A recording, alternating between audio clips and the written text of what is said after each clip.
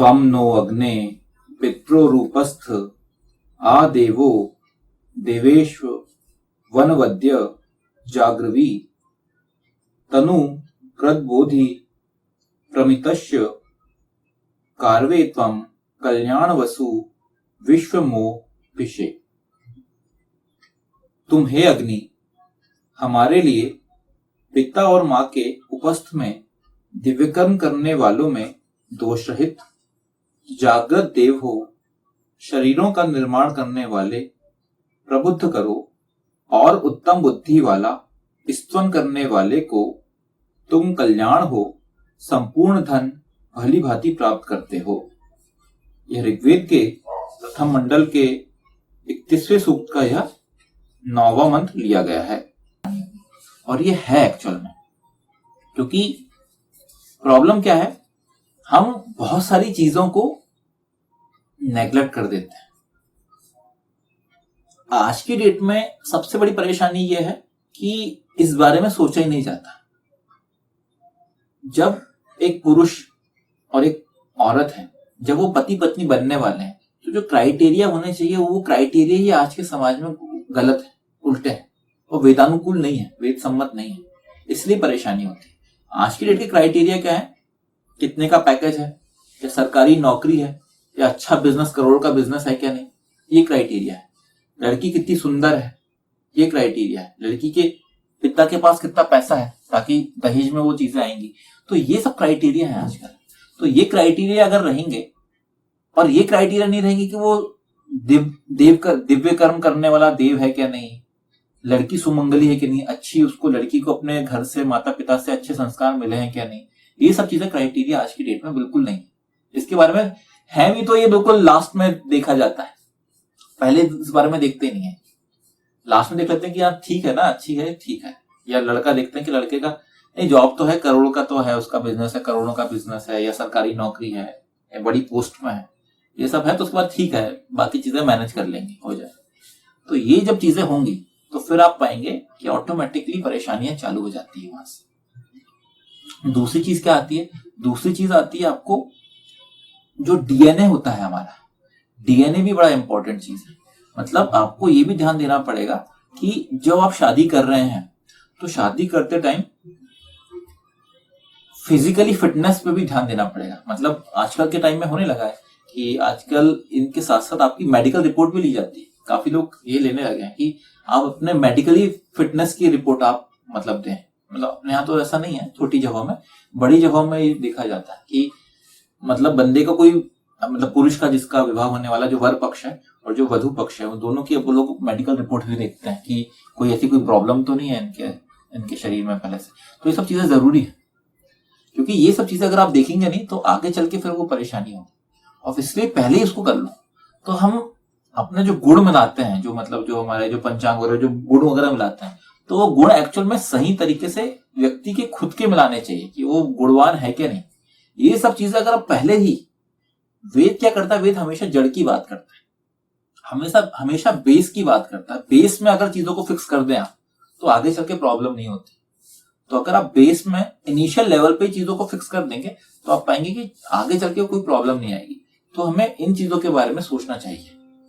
इन चीजों को अगर आप सोचेंगे तो फिर आप पाएंगे कि चीजें ऑटोमेटिकली आपको बाद में चल के कोई परेशानी नहीं। दूसरा फुटनोट है, प्रबुद्ध करो और उत्तम बुद्धि वाला स्तवन करने वाले को आबोधि च प्रमति कार्वे त्वम। स्तवन करने वाले को प्रबुद्ध किया जा सकता है, किंतु जो स्तवन नहीं करता उसे प्रबुद्ध करना अत्यंत कठिन है। ऐसे व्यक्ति को सर्वप्रथम स्तवन करने के लिए प्रेरित किया जाना आवश्यक है। प्रकाश की ओर ले जाने वाला अग्नि स्तवन करने वाले लोगों को प्रबुद्ध कर उत्तम बुद्धिमान बनाने का प्रयास करे। ये हमने कल का जो पिछला जो मंत्र था, पिछले मंत्र में भी हमने इस बारे में पढ़ा था कि जो आपका अग्नि है उसकी रिस्पॉन्सिबिलिटी है कि वो स्तवन करने वाला बनाए लोगों को। मतलब जो ईश्वर की उपासना करने वाले हो, वेद को पढ़ने वाले। ईश्वर की उपासना का मतलब पूजा पाठ नहीं है यहाँ पे, ईश्वर की उपासना मतलब वेद पे आसन करने वाला ही उसको ईश्वर अपनी उपासना मानता है। तो अगर आप वेद पे आसन करने वाले हो, वेद को पढ़ने वाले हो, वेद को समझने वाले बन जाएं, तो आपको क्या होगा, तभी आप प्रबुद्ध बन सकते हैं, मतलब बुद्धिमान बन सकते हैं। या कोई जो औरत पढ़ती है तो वो विदुषी बन सकती है, विद्वान बन सकते हैं। क्योंकि ये जो आप पढ़ेंगे, ये जो आप अपने जीवन में अप्लाई करेंगे, तो आपके अंदर बुद्धि का संचार होता है। इससे पॉइंट क्या है? पॉइंट यही है कि जब तक आप इसको अप्लाई नहीं करेंगे तब तक फिर वो परेशानी की चीज आती है। इसलिए आप देखेंगे हमारा जो सबसे बड़ा जो मंत्र माना जाता है हमारे हिंदू सब उसमें, वो गायत्री मंत्र को माना जाता है। उस पर तो पूरा का पूरा हमारा एक गायत्री परिवार, एक संस्था भी है जो उस पर लेके चला हुआ है। जो गायत्री मंत्र है, गायत्री मंत्र में भी यही बात बोली जाती है कि धियो यो न प्रचोदयात्, कि मेरी बुद्धि को प्रेरित करें। तो यहाँ जो बात है वो बात यही है कि स्तवन के द्वारा आप, वेद के द्वारा आप, वेद मंत्रों के द्वारा आप अपनी की बुद्धि का प्रेरण कर सकते हैं। मतलब माइंड जो है आपका शार्पन अप हो सकता है, माइंड शार्प बनेगा। और माइंड जब आपका शार्प बनेगा तो आप पाएंगे वो जो बुद्धिमान जो व्यक्ति होता है वो उसको कभी कोई जीवन में परेशानी नहीं होगी। वो हर परेशानी को, हर चैलेंजेस को, हर कठिनाई को उसको सही तरीके से डील कर पाता है। यह उत्तरदायित्व यह मंत्र उसे सौंप रहा है। मानव निर्माण का कार्य निरंतर प्रयास करने पर ही संपन्न किया जा सकता है। इस हेतु समाज में जागरूकता आवश्यक है। तो कैसे दो चीजें कैसे कनेक्ट हो गई यहाँ पे? पहली चीज, जो पहला जो फुटनोट था वहां ये बता दिया गया कि जब आप बच्चे को लेके आ रहे हैं इस दुनिया में, तो पहले तो आप स्वयं ही दिव्य कर्म करने वाले हो जाएं।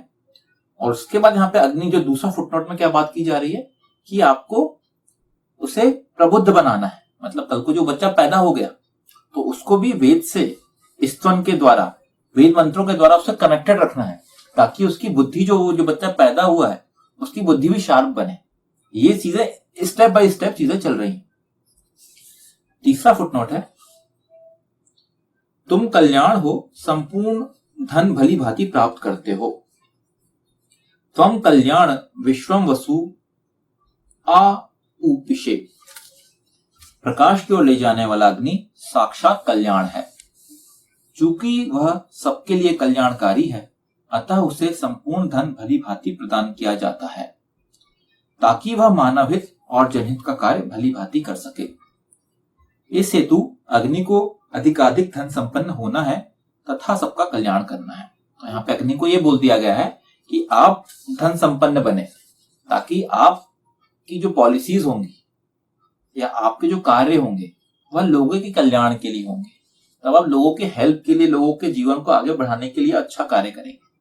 तो यहाँ ये बोला गया है कि आप अधिकाधिक धन संपन्न बने और लोगों के सबके कल्याण के लिए कार्य करें। इसको आप इस तरीके से भी समझ सकते हैं कि जब व्यक्ति, जैसे इसी मंत्र को हमारा तरीका क्या है, हम इसको, कोई भी मंत्र को बहुत डीप में समझने की कोशिश करते हैं कि कैसे चीजें कनेक्टेड है। तो जैसे हमने पहले बात किया कि बच्चा जब पैदा होने वाला है तो माता पिता की रिस्पॉन्सिबिलिटी की बात कर दी गई कि माता पिता दिव्य कर्म करने वाले बने, देव बने, सुमंगली सुकृत बने। फिर बच्चे को लेके आए। बच्चे को जब आप लेके आ गए तो उस बच्चे को, उसके माइंड को, उसकी बुद्धि को शार्प करने के लिए क्या करें? स्तवन करें, वेद पाठ करें, वेद से कनेक्ट कराएं, उसके जीवन में वेद को अप्लाई करवाएं। और फिर आप पाएंगे कि वो यहाँ पे थर्ड स्टेज आ जाती है। यहाँ पे जो बात की गई इस मंत्र में, काय की बात की गई है? धन की बात कर दी गई। मतलब अल्टीमेटली जब ये सब चीजें हो जाएंगी तो आप पाएंगे जो वो बालक है, वो बालिका है, वो अपने ऑटोमेटिकली सोसाइटी में जाके उसे धन संपन्न, धन प्राप्त करने, इन सब चीजों में कोई परेशानी नहीं होगी। तो ये स्टेप है, स्टेज है पूरी की पूरी, पार्ट 1, पार्ट 2, पार्ट 3। तो ये जो मंत्र है, इस मंत्र में एक्चुअल में आज की डेट में, आधुनिक समय में कैसे आपको पेरेंटिंग करनी चाहिए उसके बारे में पूरी बात कर दी गई है। ये अग्नि की रिस्पॉन्सिबिलिटी है। ये पूरा का पूरा मंत्र बता रहा है कि ये पूरी की पूरी रिस्पॉन्सिबिलिटी अग्नि की। तो अगर एक पुरुष, अगर एक पिता वो स्वयं अग्नि हो गया तो वो अपने परिवार के लिए, अपने बच्चे के लिए, उसके भविष्य के लिए एक पूरा जो टेम्पलेट बनाना चाहिए, एक जो प्लानिंग बनानी चाहिए, वो इस मंत्र के द्वारा वो कर सकता है। और उसके हिसाब से वो अपने जीवन में, उसके खुद के जीवन में और आगे चल के अपने बच्चे के जीवन में भी वो उसको सही तरीके से एक पॉजिटिव इंपैक्ट लेके आ सकता है। तो ये मंत्र उसको इस बारे में डील कर रहा है।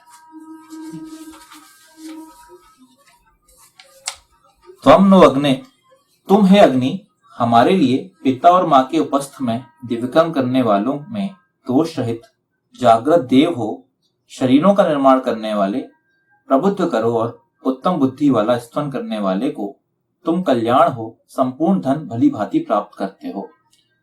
ओम त्वं नु अग्ने पित्रो रूपस्थ आ देवो देवे वनवद्य जागृवीय तनु कृत बोधि प्रमितस्य कार्वे त्वं कल्याण वसु विश्वमो विषे। ओम। वैदिक पर्सपेक्टिव के इस YouTube चैनल को सब्सक्राइब करें, वीडियो को लाइक व शेयर करें।